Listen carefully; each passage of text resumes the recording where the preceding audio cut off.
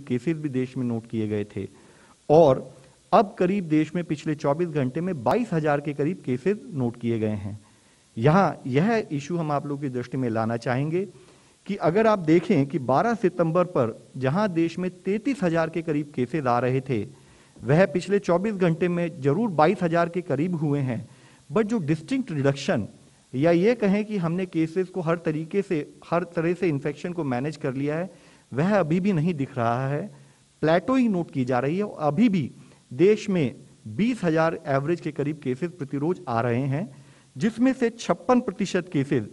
पिछले हफ्ते में अगर हम देखें तो वह केरला एक स्टेट से नोट किए गए हैं। इसी के साथ ही एक्टिव केसेस, वह केसेस जिनको कि हम हॉस्पिटल या होम आइसोलेशन में मॉनिटर करते हैं, अगर आप उसको पिछले जब से पेंडेमिक देश में है उस समय से एनालाइज करें तो हम देखते हैं कि जहां पिछले साल की पीक के समय पर देश में 10 लाख के करीब केसेस एक्टिव केसेस की दृष्टि में थे,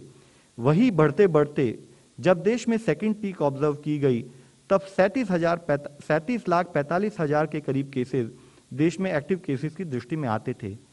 एक्टिव केसेस में जहां एक स्थायी पर नंबर्स में कमी भी आई है, तब भी हम देखते हैं कि आज भी देश में 2,44,000 के करीब केसेस एक्टिव केसेस की दृष्टि में आते हैं। यहां यह इशू हम आप लोगों की दृष्टि में लाना चाहेंगे कि एक्टिव केसेस में भी जो ओवरऑल आज 2,44,000 केसेस हैं, वह इट इज ए फंक्शन। यह पता लगता है कि अगर एक्टिव केस लोड ज्यादा है तो इससे पता लगता है कि देश में स्प्रेड ऑफ इन्फेक्शन कम्युनिटी में काफी ज्यादा है। तो जरूरी है कि हमारा हेल्थ सिस्टम स्ट्रेन में ना आए, हमारी क्वालिटी ऑफ हेल्थ सर्विसेज उसी तरीके से बने रहें। तो उसके लिए जरूरी है कि हम अपने इन्फेक्शन स्प्रेड को देश में मॉनिटर करें। ओवरऑल अगर हम इन केसेस का स्प्रेड भी देखें एक्टिव केसेस का,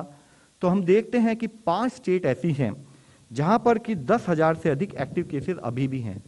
जिसमें से कि केरला में 1,22,000 के करीब एक्टिव केसेस हैं और जो कि 50.37% of the total active cases contribute कर रहे हैं। महाराष्ट्र में 36,000 के करीब एक्टिव केसेस हैं जो कि 15% of the active cases contribute करते हैं। साथ ही तमिलनाडु, मिजोरम और कर्नाटका में भी high number of active cases हम नोट करते हैं। यहां हम आपके द्वारा सबसे रिक्वेस्ट करना चाहेंगे कि जहां एक स्थाई पर हमें इन 5 स्टेट में जो इन्फेक्शन का स्प्रेड है उसको कंट्रोल करना है ताकि हम एक्टिव केसेस को कम कर सकें।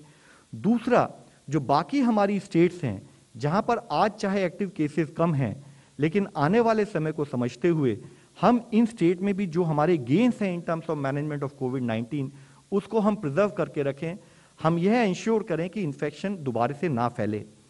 इसी तरीके से हम देखते हैं कि एक स्थाई पर जहां देश में पिछले 5 महीनों से ओवरऑल वीकली पॉजिटिविटी 3% से कम है, जो एक समय पर सेकेंड वेव के समय पर 21% थी, वह पिछले हफ्ते में 1.68% है। तो एक स्थाई पर हम कुछ संतोष महसूस करते हैं, लेकिन यहां इतना ही जरूरी है कि हम यह समझें कि ओवरऑल कंट्री के लेवल पर जो ये कंफर्ट है, अगर हम उसको स्टेट लेवल पर और डिस्ट्रिक्ट लेवल पर एनालाइज करें तो एरियाज ऑफ कंसर्न उभरकर सामने आते हैं। There are pockets, there are states, there are districts जहां पर कि अभी भी हम हाई केस पॉजिटिविटी देखते हैं। यहां यह विषय हम आप लोगों की दृष्टि में इसलिए लाना चाह रहे हैं कि कोविड का प्रकोप, कोविड का चैलेंज अभी खत्म नहीं हुआ है। हमने इस मंच पर इससे पहले भी कई बार इस बारे में बात की है कि अभी भी हम कुछ हद तक कह सकते हैं कि सो कॉल्ड सेकेंड वेव अभी हमने कंट्रोल नहीं की है और हमें पूरे एफर्ट्स करने हैं कि हम कोविड के लिए कंटिन्यूड बेसिस पर कार्य करते रहें। इसी विषय में